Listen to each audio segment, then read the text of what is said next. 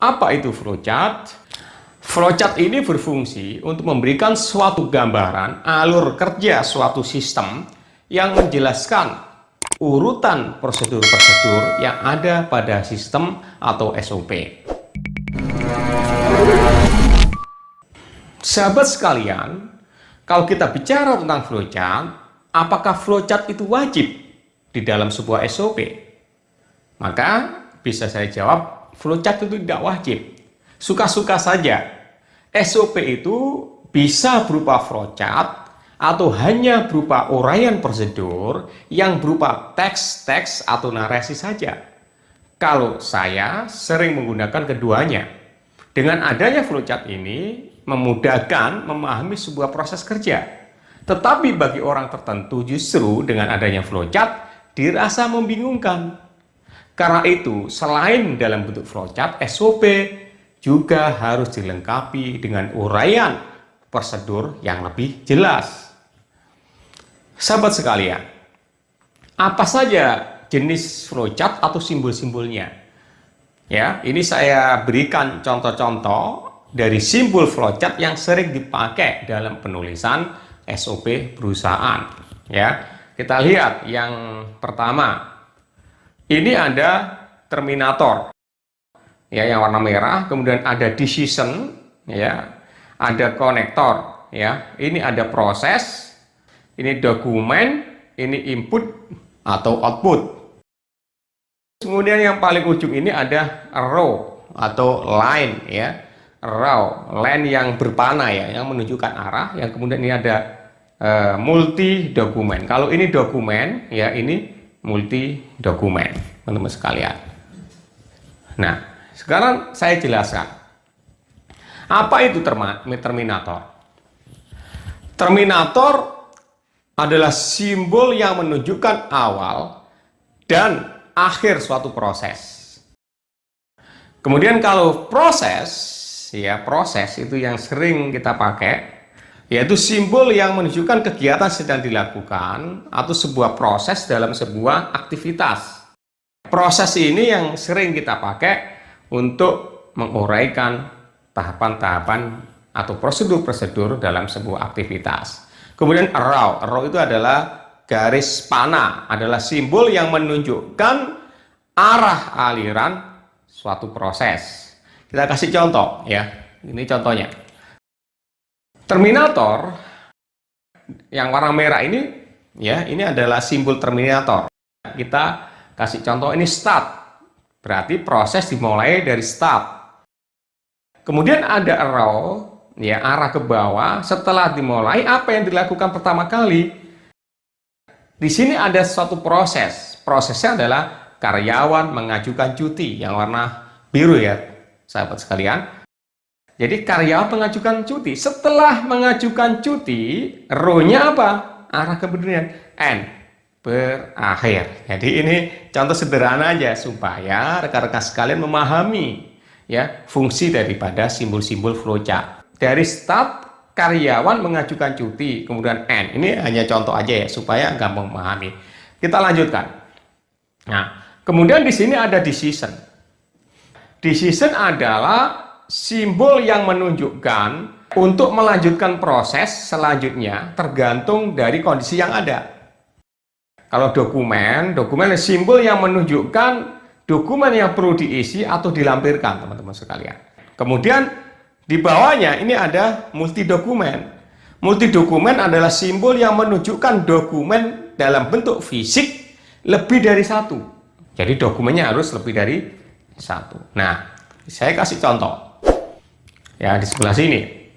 Nah, ini ada garis proses yang warna biru, yaitu HRD meminta persetujuan kepada manajer HRD. Nah, ketika meminta persetujuan cuti kepada manajer HRD ini, dokumen apa yang dilampirkan? Yaitu single dokumen, yaitu form cuti. Ketika seorang karyawan mengajukan cuti kepada HRD, maka HRD kan memberikan form cuti. Setelah form cuti diisi oleh karyawan yang bersangkutan, maka HRD meminta persetujuan cuti kepada manajer HRD. Nah, di sini kemudian ada simbol decision. Disetujui? Pertanyaannya, iya apa tidak? Ya, karena setiap persetujuan pasti ada dua kemungkinan yang akan terjadi. Ya, ditolak apa disetujui. Nah, kalau ditolak, maka kembali ke HRD. Kalau disetujui atau yes, maka HRD menyampaikan kepada karyawan bahwa cuti disetujui. Nah, ketika sampai di sini ada multi dokumen. Berarti dokumennya lebih dari satu, yaitu form cuti dan surat persetujuan cuti. Itu rekan-rekan. Ini adalah contoh untuk memudahkan supaya rekan-rekan sekalian memahami simbol-simbol dalam menulis SOP. Nah, yang berikutnya adalah kita lihat ada konektor, ya.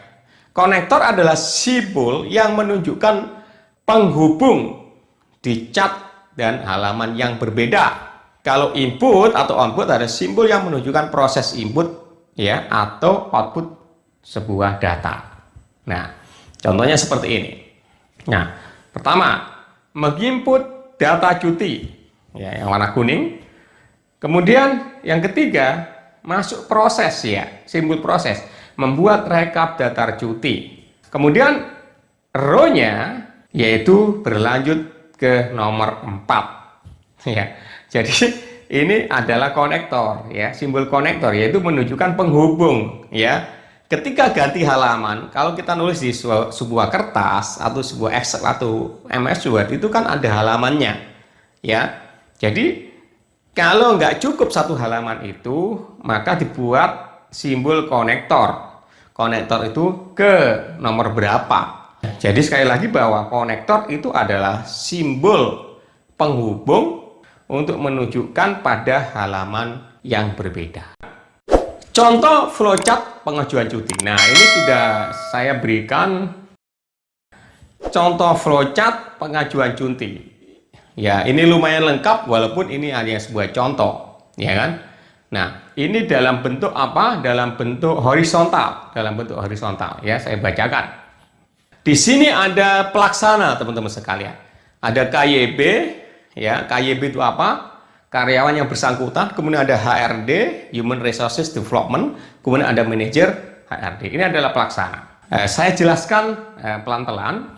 SOP pengajuan cuti ini dimulai daripada start, ya, yaitu karyawan yang bersangkutan KYB mengajukan cuti kepada siapa? Kepada HRD. Ini lihat panahnya, ya, panahnya ke bawah, row-nya kepada HRD. Kemudian HRD memberikan form cuti. Ya, maka di sini ada lampirannya, dokumen berupa form cuti, yaitu single dokumen, ya. Form ini diberikan kepada siapa? Kepada yang mengajukan, yaitu karyawan bersangkutan. Kemudian karyawan bersangkutan mengisi form cuti. Ya. Setelah mengisi form cuti, ya, dikembalikan lagi ke HRD untuk dilakukan persetujuan kepada siapa? Kepada manajer HRD.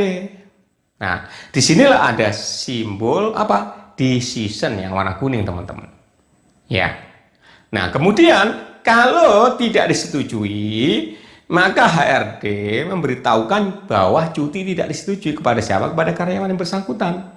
Kalau yes, ya, kalau disetujui, maka HRD memberitahukan bahwa cuti disetujui kepada siapa? Kepada karyawan bersangkutan bahwa cuti disetujui. Ya, lampirannya adalah dokumen form cuti. Nah, setelah itu HRD, ya, biar jelas. Setelah itu HRD menginput form cuti ini, ya, untuk mengetahui jumlah cutinya. Nah, kemudian HRD melanjutkan proses yaitu menginput form cuti. Ya, setelah form cuti diinput, N itu berarti sudah berakhir. Jadi proses berakhir, teman-teman. Jadi inilah flowchart dari SOP pengajuan cuti. Mulai dari start, ya karyawan mengajukan cuti sampai kemudian proses persetujuan oleh manajer HRD, ya, sampai kemudian keputusan disetujui apa tidak, kemudian berakhir kepada apa? Penginputan data daripada form cuti, kemudian berakhir. Itu rekan-rekan sekalian, ini adalah bentuk horizontal dari contoh flowchart. Ya, saya berikan lagi supaya lebih paham, yaitu dalam bentuk vertikal. Saya mulai dari ini. Nah, ini vertikal, jadi pelaksananya ya di atas, kayak yang bersangkutan, ya, HRD, manajer HRD, ya, gitu.